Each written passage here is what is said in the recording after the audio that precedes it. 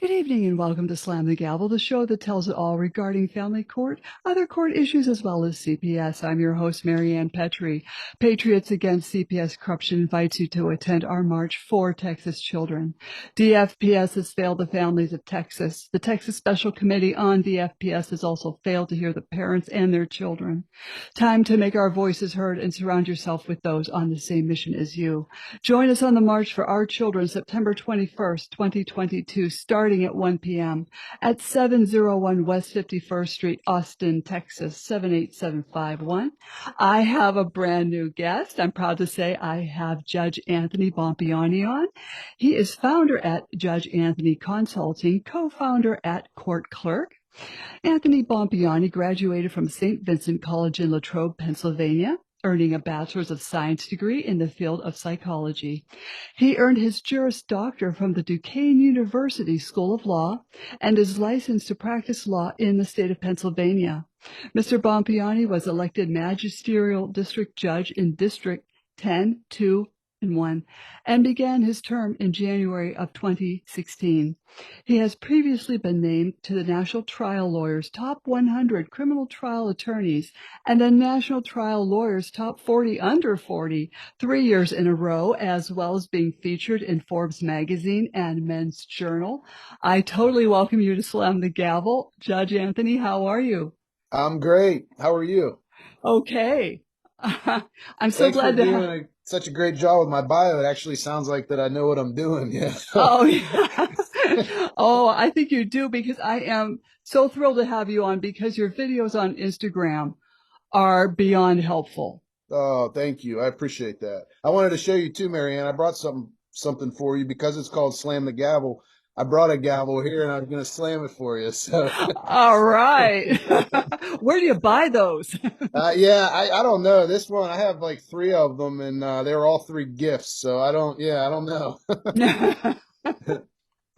Is that made of oak? Yeah, I don't know. It looks like it is. Yeah, Yeah. it was nice. I can't remember who got me this one. But it's like it's just it was a thing when I got elected, so I figured I'd Okay. bring it here since it's called Slam the Gavel. That's cool. That is Yeah. cool. Yeah, your advice really, really helps. There was the one you did on the risk of choosing to discipline a child before a Yeah. custody hearing. Oh, man, I'm telling you, walking on eggshells Yep. for weeks prior. Yeah. Yeah, it's a brutal situation to be in because anytime you have something going on in your life that impacts your ability to act in accordance with your values and your character and your positions on parenting, it's a tough situation, and that's exactly what a custody case can do, unfortunately. Hmm. There seems to be a lot of hearsay at these custody hearings or Mhm. trials, whatever you want to call them. Yep. What have you noticed that, why is this happening? And people or other attorneys feel they can just come out with something. Yeah. Yeah, that's one of my, it's funny you brought that up because I almost did a video on that today. That's one of my biggest pet peeves of the family court system. And it's something that you don't really get in other areas of the law. And what that is like kind of like you said, that attorneys go into usually it happens right out of the gate in motions court or conciliation or mediation or whatever the procedure is in your jurisdiction. And the attorneys come in right out of the gate just spewing a bunch of nonsense that was told to them by their clients. And unfortunately, a lot of the times, at least a lot of the situations I have been in, I've noticed that judges allow it to happen, right? Hmm. And they do they're relaxed like that with good intentions, in my opinion, and that is because they always try to revert back to this best interest of the child thing, but they do it in a way that's against the laws and the rules of evidence. So Hmm. it always frustrated the hell out of me because one of the other areas that I practiced in when I was doing a lot of family law work was criminal court.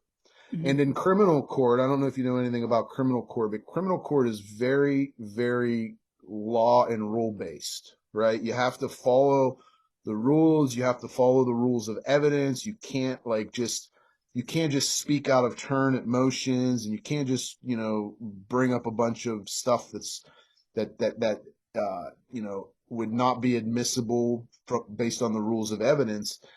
And in my opinion, you get a lot cleaner results in those Mhm. other areas like criminal court. But in family court, for some reason, like people let people say whatever they want. And what happens is then it angers the other side.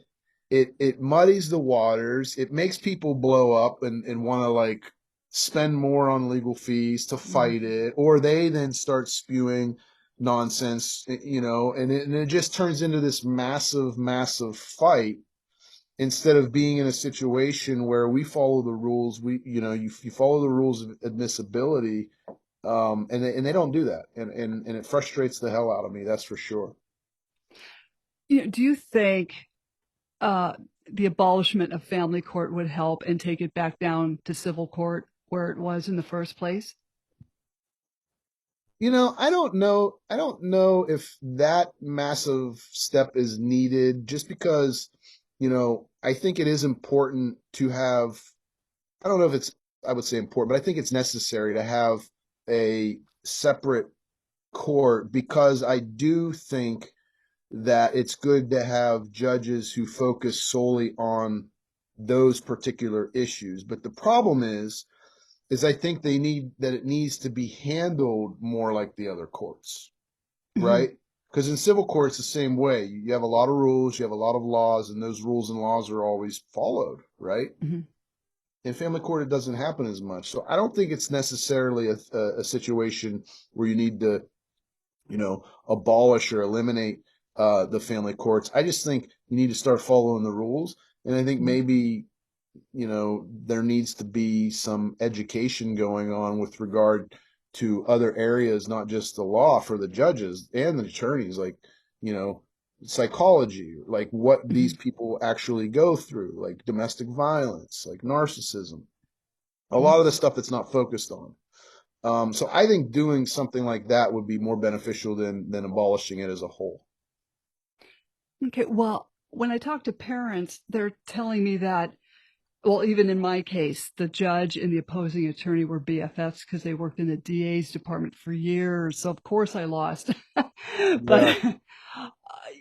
you and then when you go to ask the judge to recuse based on this, they just refuse to recuse. Of course, you could take that to an appeal, but that would be another 6 months. You won't be seeing your kid.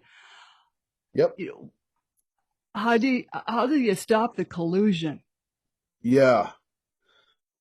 Well, you stop you stop that you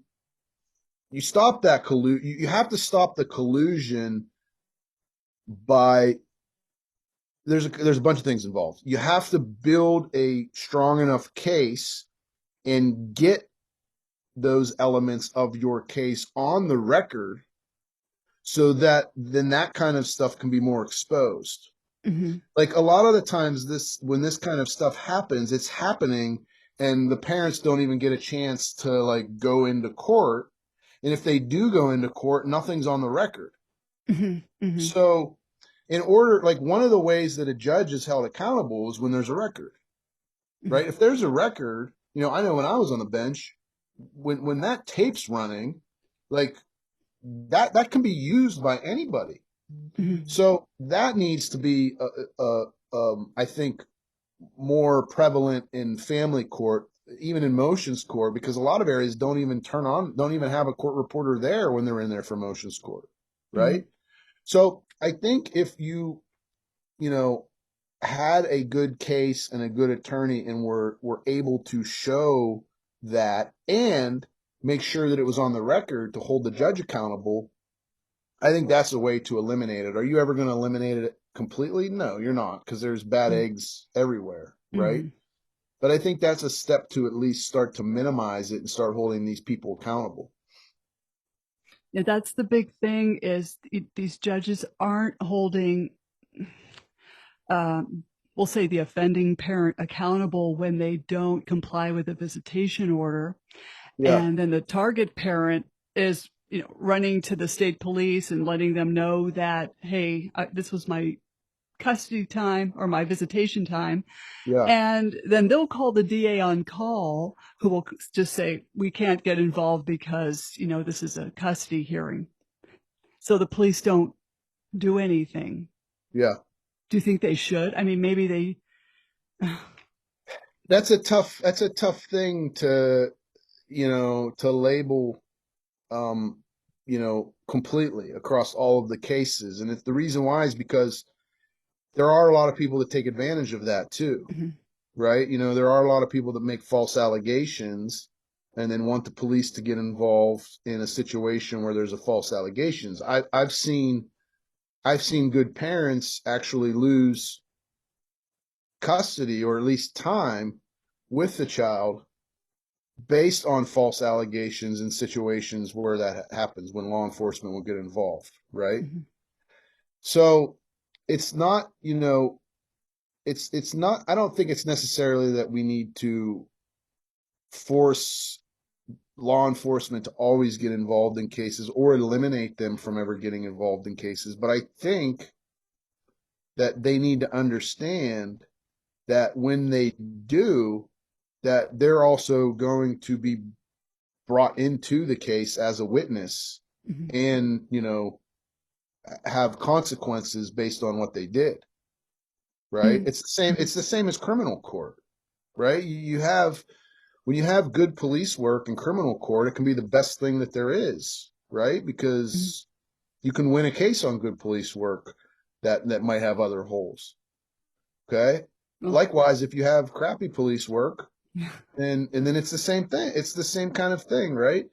But in family court, a lot of the times, again, and it's because a lot of the times the rules aren't followed, the records aren't established, and sometimes people can't even be in a position where they have witnesses called. So it's like all of those issues just evaporate, and there's never going to be any leverage on either party to get to a result that is actually like a well-intentioned result. Does that make sense?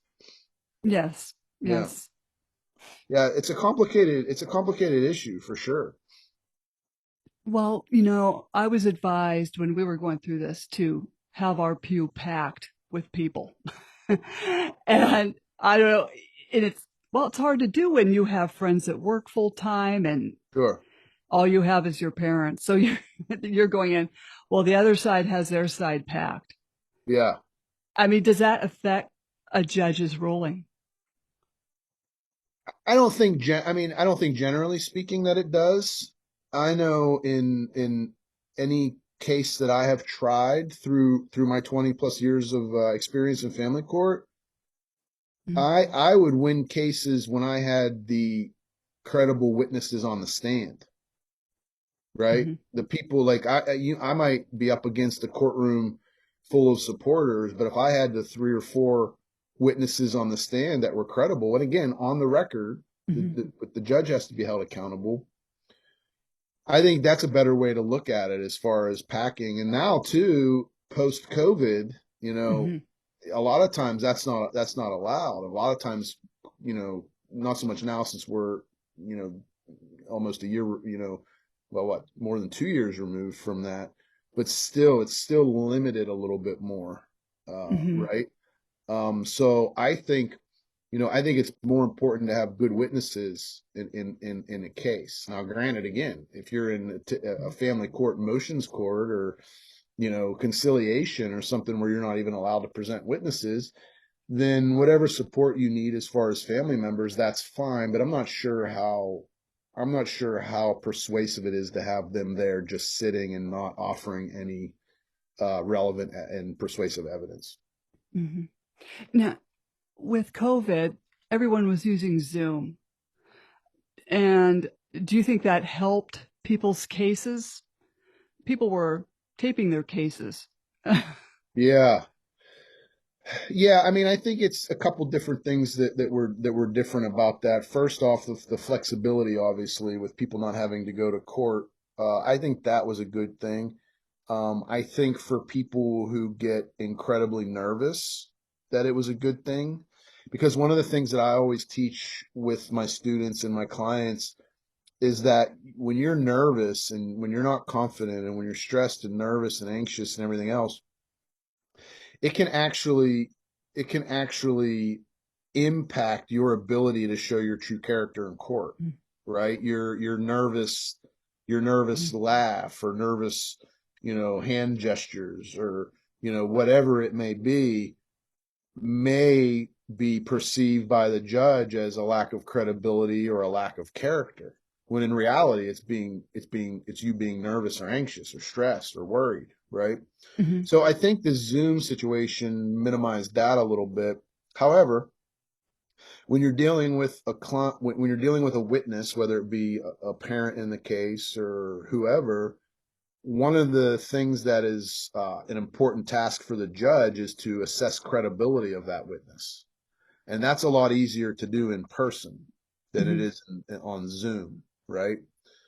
So for people who had witnesses on the other side, who were lying or whatever, their credibility would be much more accurately assessed in person as opposed to on Zoom. It's why pre-COVID, if you were going to have a witness attend via phone or Zoom or whatever, you had to get that approved ahead of time. Mm-hmm.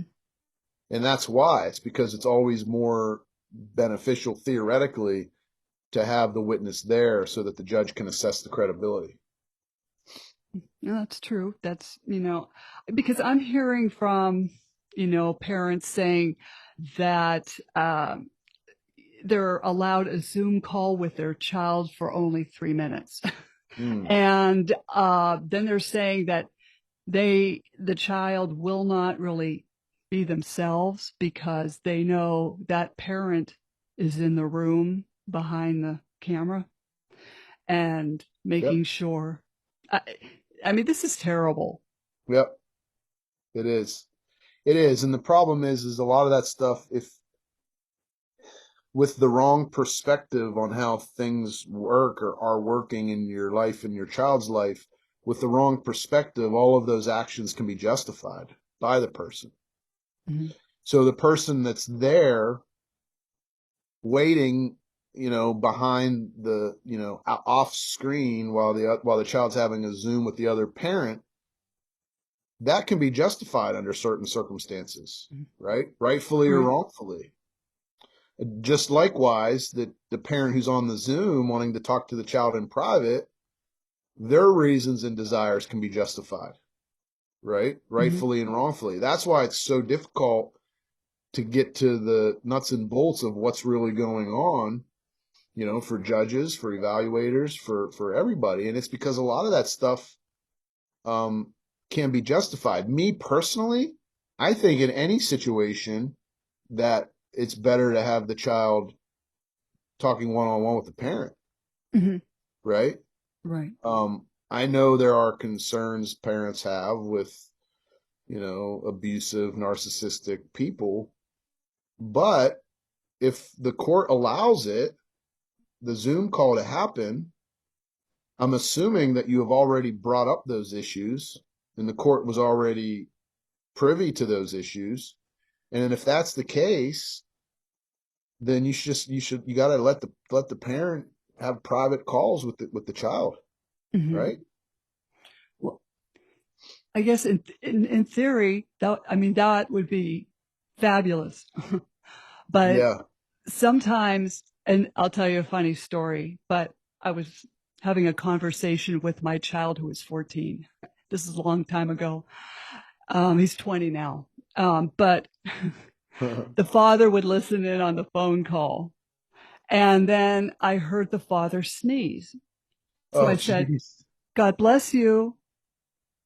Who And you did or the I child did? did. I did. Oh, jeez. I could hear him breathe through the, mouthpiece. So, Yeah. yeah. What do you do? I mean, okay, so this kind of ties in with coercive control. Yeah. Yeah. I don't know how to make that stop. I don't know how to advise parents to get that to somehow Well, stop. yeah. Well, the appropriate way to do it, um, And saying bless you certainly isn't inappropriate, but the appropriate way to do it is to not deal with it during the call in front of the child. Again, saying bless you is nothing. That's completely acceptable, right? Mhm. But I'm saying like handling it, like telling them it needs to stop or telling them Mhm. to leave or anything like that should not happen in front of the child, Right. right? Right. If it's an issue, you deal with it like any other issue, and that would be once the call is over and once you're outside of the ear of the child, you try to handle it through your ex, Mhm. right? Conversation, preferably in text or writing or however you guys communicate. If you can't handle it through them, or you just know that it's impossible to handle it through them because of your history with that person, then you try to handle it through your attorneys. Mhm. And if you can't handle it through your attorneys and it's that big of an issue, then you ask the court for a ruling on it and ask the court Mhm. for help. And those are really your options in dealing with it, because otherwise you're going to be just arguing and fighting and making demands that aren't that won't stick. Mhm.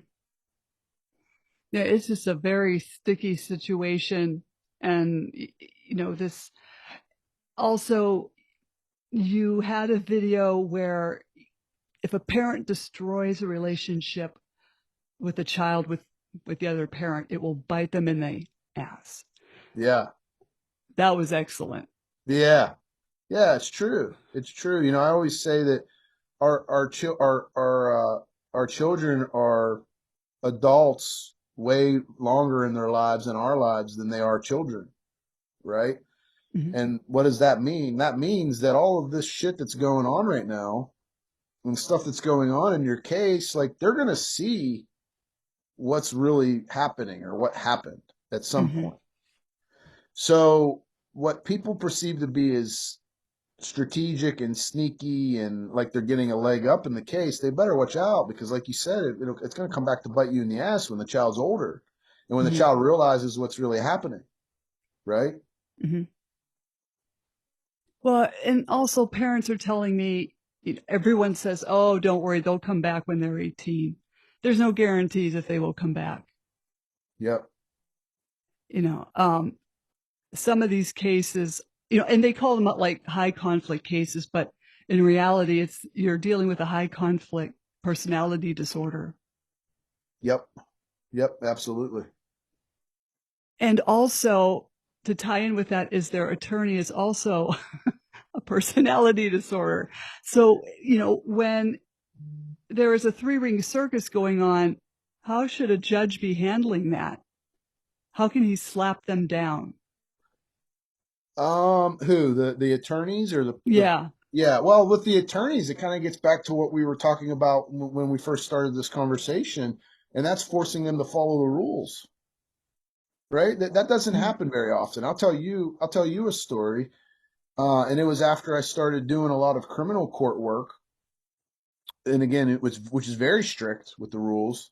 And then I had the same day that I was in pretrial conferences for criminal court, I had a um, I can't remember. I think it was a pretrial conference. It was some sort of proceeding, like not a trial, but some sort of proceeding in front of the family court judge. Same courthouse, same county, same jurisdiction, the whole thing, and one floor up.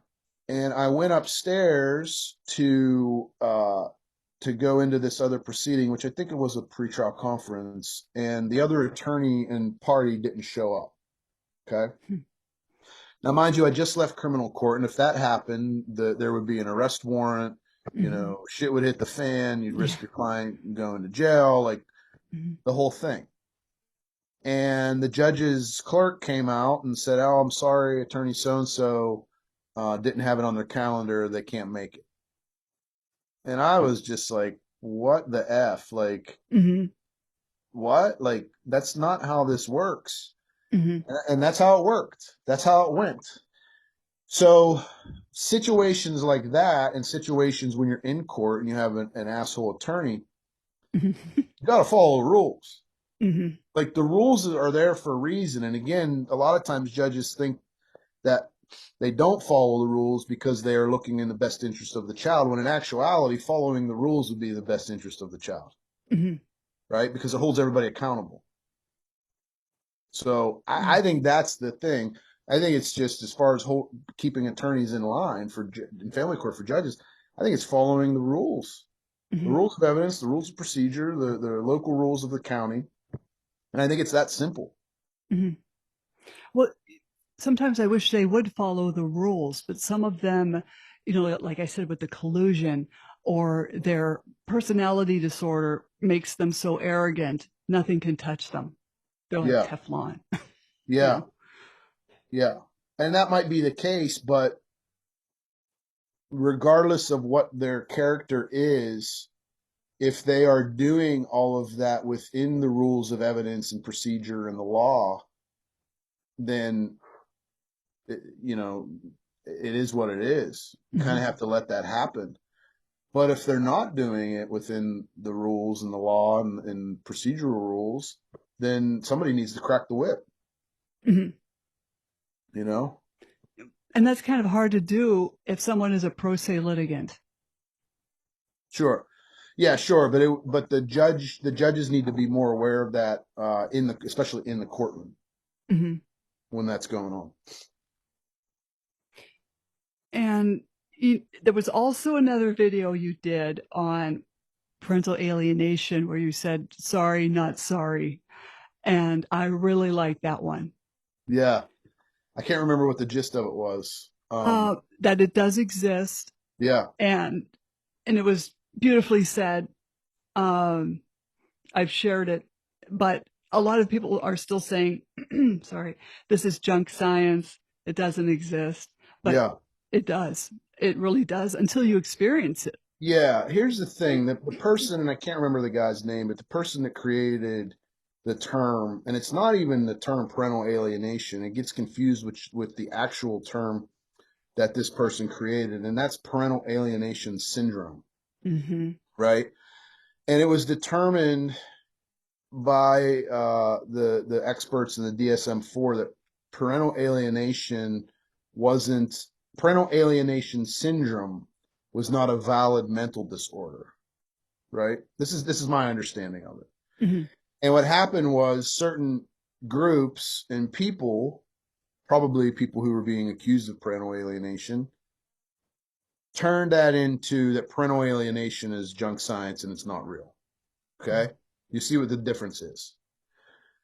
So my whole thing is parental alienation, call it whatever you want, but a parent who is intermingling and trying to destroy the relationship between the child and the other parent for no valid reason, it's wrong. I don't care what people want to call it, how they want to control me to call it a certain thing, but it's wrong.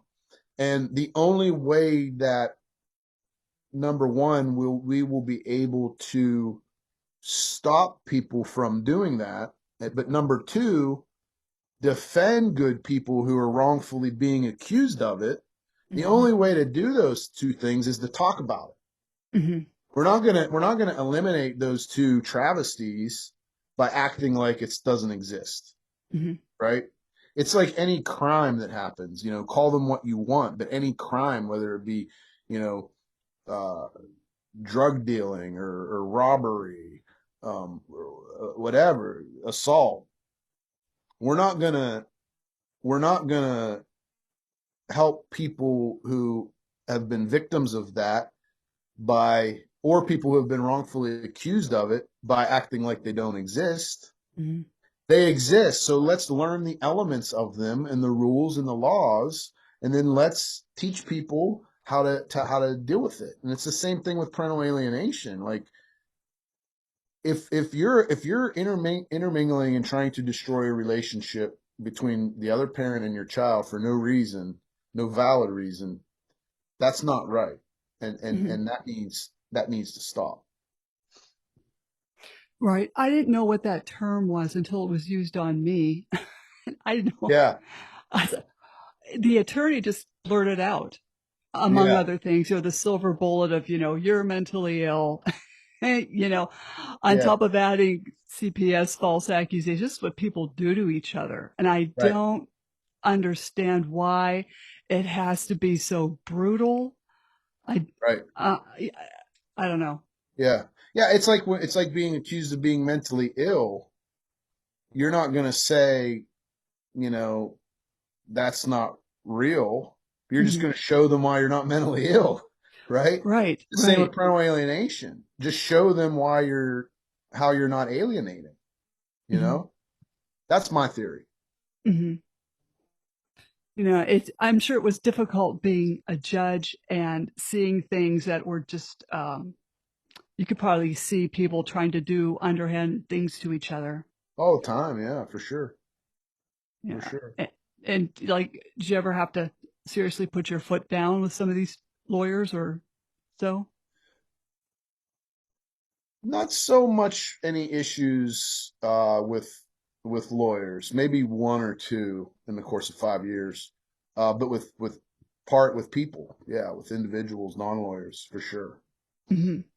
What were they doing? Just yelling things out or just over talking or? Yelling things out or disrespecting, or like one thing my theory was always in my courtroom, like I was very understanding and very welcoming to what people had to say and hearing people out and giving people their time in court. But I was also like, people needed to know that that was my courtroom.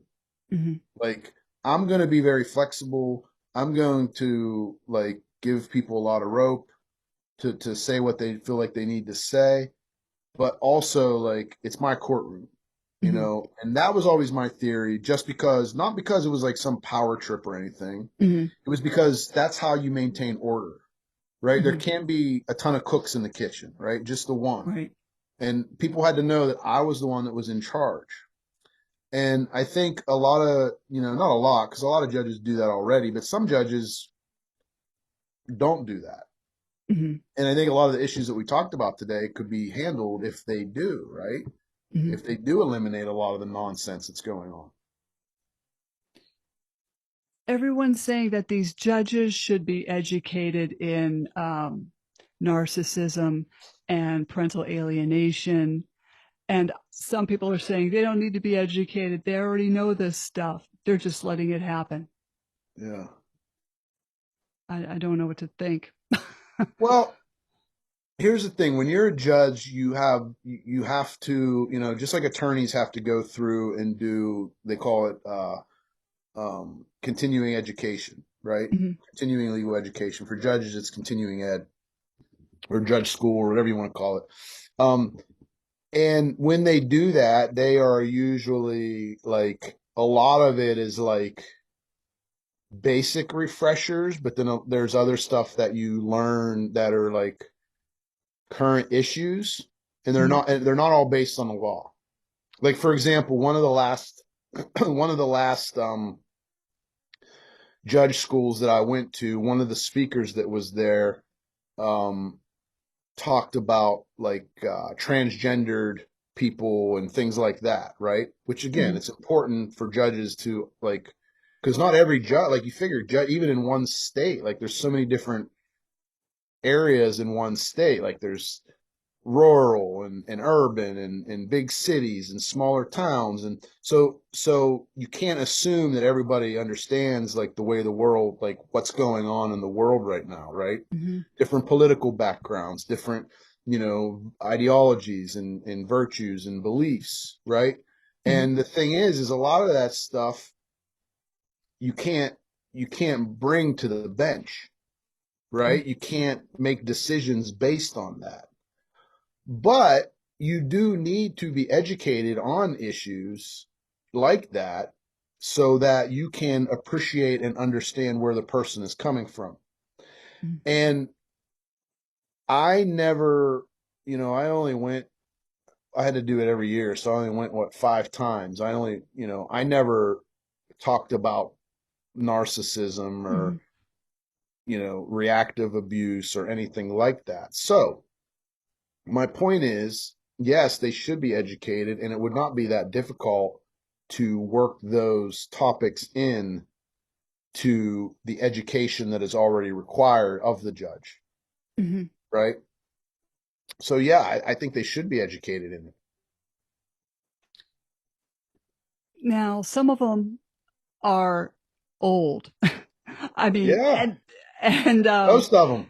yeah, I was trying to be nice. Yeah, And I heard there's hope because there's these younger judges coming up that maybe have grasped parental alienation, have grasped coercive control and things like that, and domestic yeah, violence, and maybe will rule more effectively than this old judge. I'm sorry to say. yeah. No, I think that's a good point, and I think that's correct. And I think, you know, in any area of the government, I think there needs to be turnover, Hmm. right? Because I think that if you give someone power for too long, then they start doing things to protect their job as opposed to protecting the people that they work for. Hmm.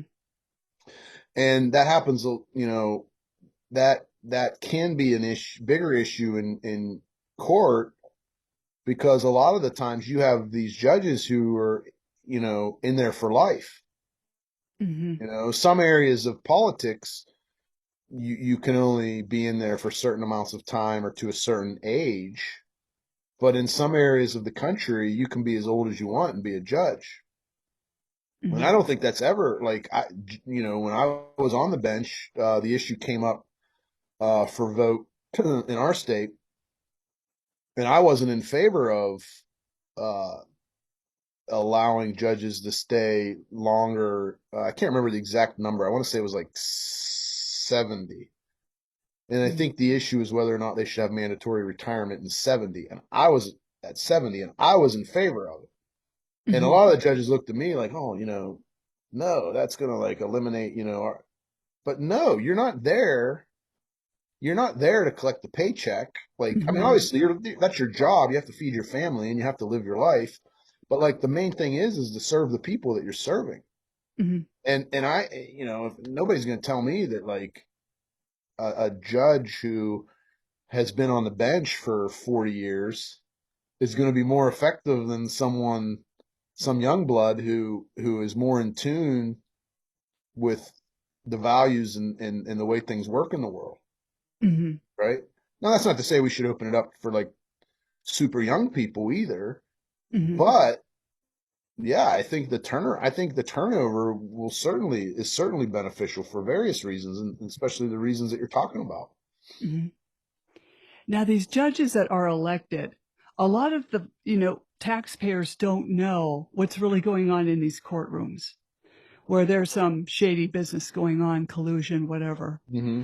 Um, I just think if the taxpayer only knew where Yeah, and how their money is being spent in destroying children's lives, parents' lives, I have no words. yeah, yeah. I mean, yeah, and it's like that in every area of government, right? Mm-hmm. There's a lot of nonsense that goes on, and it's not, contrary to what a lot of people believe, it's not just one party or the other party. Mm-hmm. It's just the slime of it all. Mm-hmm. Um, yeah, and judges aren't immune from that. A lot of them would like to think that they are, would like you to think that they are, Mm-hmm. but they aren't, and nor should they be, Mm-hmm. right? Right. Well, I don't want to keep you on too much longer. So I'm so glad you popped onto the show, and Yeah. this was great. I totally appreciate it. Yeah, thanks for having me. I appreciate it. Okay. Hey, don't jump off. Slam the Gavel is a podcast to help the public understand what really goes on in these family courtrooms. I'm your host, Marianne Petrie, author of Dismantling Family Court Corruption, Why Taking the Kids Was Not Enough, and Cry Out for Justice, Poems of Truth. And please join us again in the future, hopefully with Judge Anthony and other exciting guests. Thank you. Thank you.